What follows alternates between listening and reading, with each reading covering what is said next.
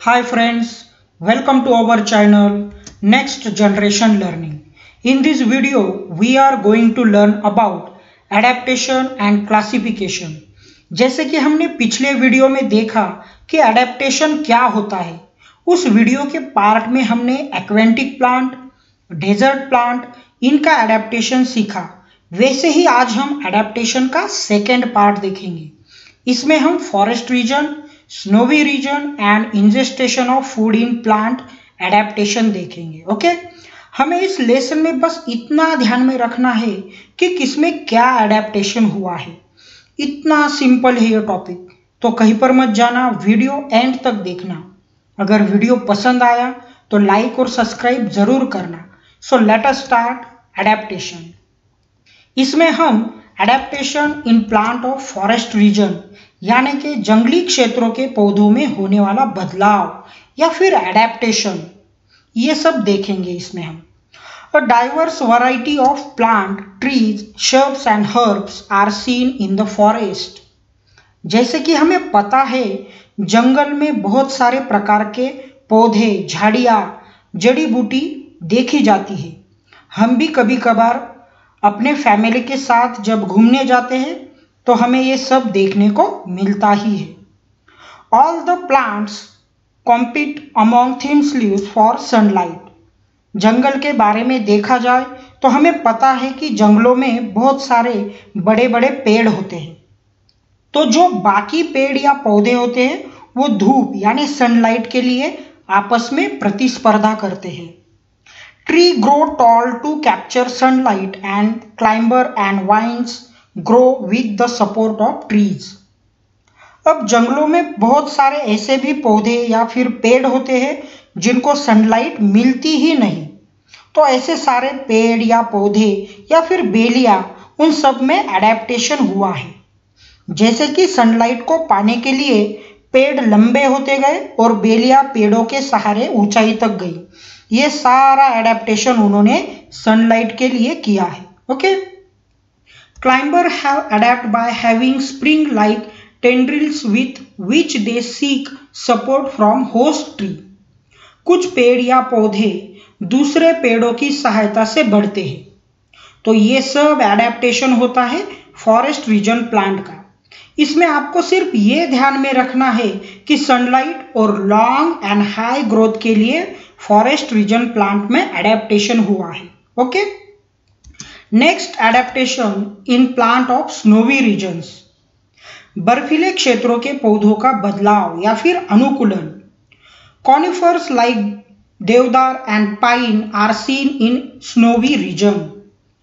बर्फीले क्षेत्रों में देवदार और पाइन जैसे शंकुआधारी कॉनिफर्स पेड़ देखे जाते हैं, यह आपको ध्यान में रखना है। Next, tree are conical in shape with sloping branches.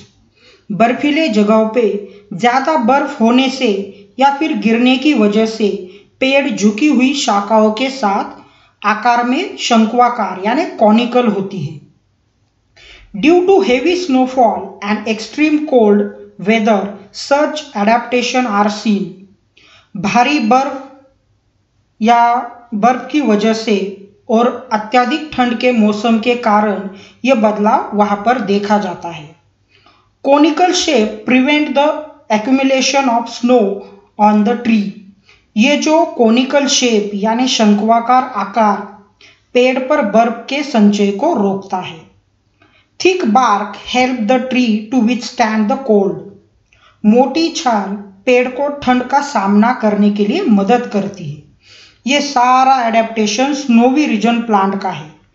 इसमें आपको सिर्फ ये ध्यान में रखना है कि स्नोवी रीजन प्लांट एडेप्टेशन में पेड़ों में कोनिकल शेप होता है, स्लोपिंग ब्रांचेस और थिक बार्क, ये सारा एडेप्टेशन हुआ है क्योंकि वहां पर पेड़ों को भारी बर्फ से बचने में मददगार हो, इसलिए। Okay, next adaptation for ingestion of food in plants. पौधों में भोजन ग्रहण के लिए क्या एडेप्टेशन हुआ है उसके बारे में अब हम देखते हैं। Most of the plant are autotrophic. Some plant are parasitic. Example, dodder, which is leafless and thus cannot perform photosynthesis। देखिए, अधिकांश पौधे स्वयंपोषी ऑटोट्रॉफिक्स होते हैं। कुछ पौधे परजीवी यानी पैरासाइटिक होते हैं, जैसे कि डोडर, जिसे पत्ते नहीं होते हैं और उसी वजह से वो फोटोसिंथेसिस नहीं कर सकता, इसीलिए वह एक पैरासाइटिक होता है। डोडर दिखने में येलो वायर जैसा होता है, बिल्कुल नूडल्स जैसा। आपको नूडल्स पता है, बिल्कुल उस तरह से डोडर दिखता है। Okay, next, there are hosterial roots for sucking and absorbing nutrient from the host plant. It grow on a host plant.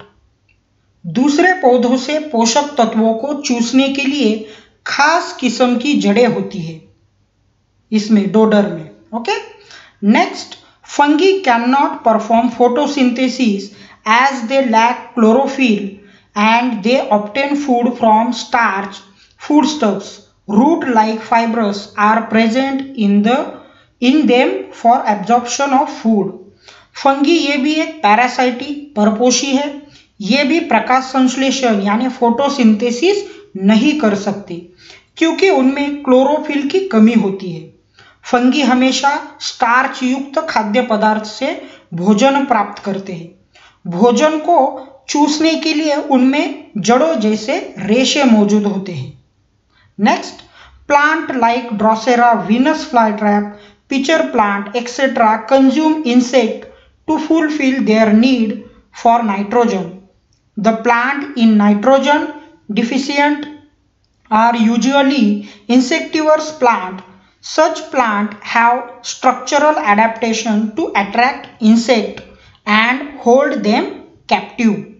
Drosera, Venus flytrap, pitcher plant ये सभी नाइट्रोजन की जरूरत को पूरा करने के लिए कीड़ों का सेवन करते हैं।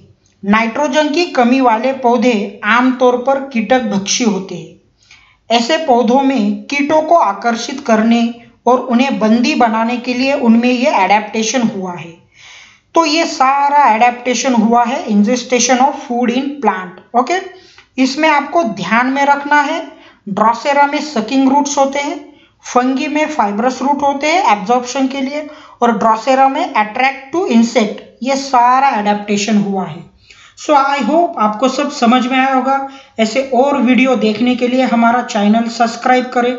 सो thanks for watching my video. Please like, share and subscribe our channel. Thank you very much.